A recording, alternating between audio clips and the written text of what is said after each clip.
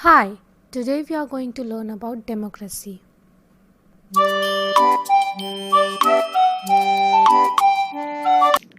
The word democracy means rule by the people.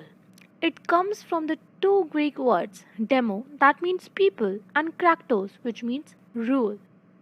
Miss, what type of government is exactly democracy? Democracy is the form of government in which the people govern themselves.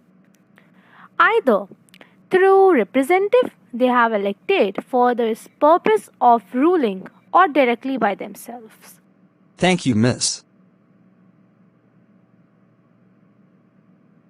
Did you know? In 1860s, President Abraham Lincoln of USA defined democracy as government of the people, by the people, for the people. Let me ask you all a really quick question. Do anyone know what type of government does our country have? Rohan, do you know the answer? Yes, ma'am, I know the answer. Our country, India, has democratic form of government. Our country elect representative and through that representative we govern ourselves. Absolutely correct, Rohan. Very good. So, the key elements of democracy are people's participation in government, the people's freedom to express their views and criticize the government, and the people's right to get equal treatment. How does a democratic government works? Miss, a democratic government works through the system of voting. Absolutely right, Amit. Every democratic country has a fixed voting age. In a representative democracy, citizens who have reached the voting age are allowed to vote in the elections to choose their representative who will form the upcoming government.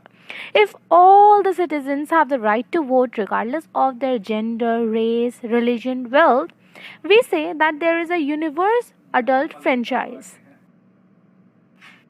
Yes, Amit, what do you want to share? Yes, miss. I wanted to share that in India the voting age is 18 and there is universal adult franchise. That means that all the Indian citizens aged 18 or above can vote whether they are men or women, rich or poor, educated or illiterate. Thank you, Amit, for sharing this information with us. Now let's learn more about democracy. You must have seen your parents going outside to vote. It's a very important job for every citizen of India to vote as it helps to form the government. The government is formed for a fixed period of time. After that, fresh elections are held. If the people are satisfied with the government, they may vote it back to the power. If not, they may change the government. In India, elections to the central and the state legislatures are held at least one every 5 years. Now, let's learn about political parties. A political party is an organization of people who has similar views on a political issues. Every party's aim is to contest and win elections, and after winning the election, they could form their government. For this, they need to win people's support because if they win people's support, they can gain votes, which will help them to win the election and form their government. I hope this lesson is really interesting so far. Now, you all must be wondering, Miss, what about the other party which didn't won? So, if any party wins more than half the seat in the legislature, it can form the government without sharing its power with any other party.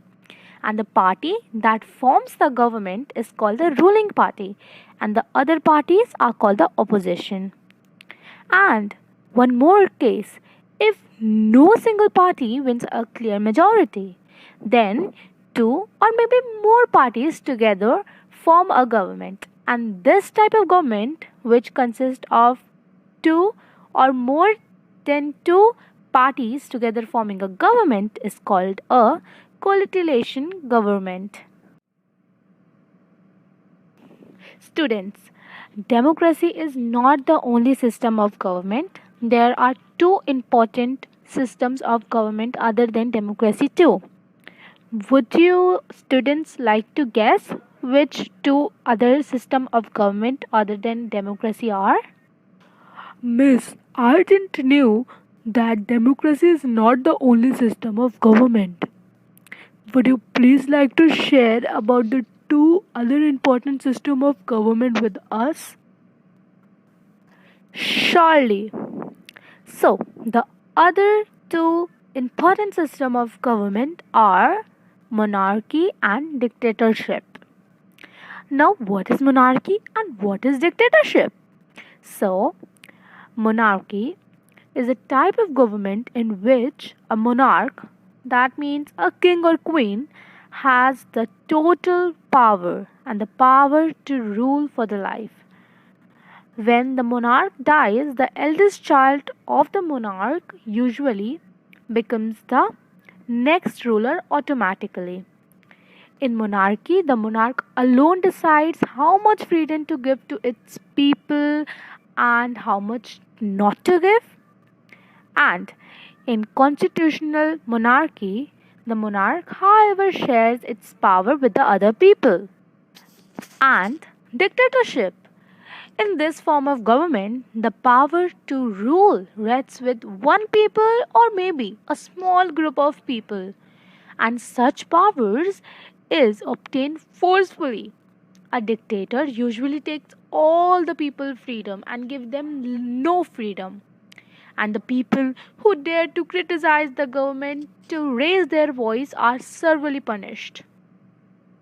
So, students, what do you think democracy gives us? And why do you think that? Miss, I understood that democracy gives maximum freedom to the people to influence the decision that affect them and their life. It even allows people to change a government that they cannot satisfied with. But this is not possible in monarchy or a dictatorship kind of government. Absolutely correct, Amit. Thus, it is the end of the chapter Democracy. I hope you all students had fun learning this interesting chapter till the end.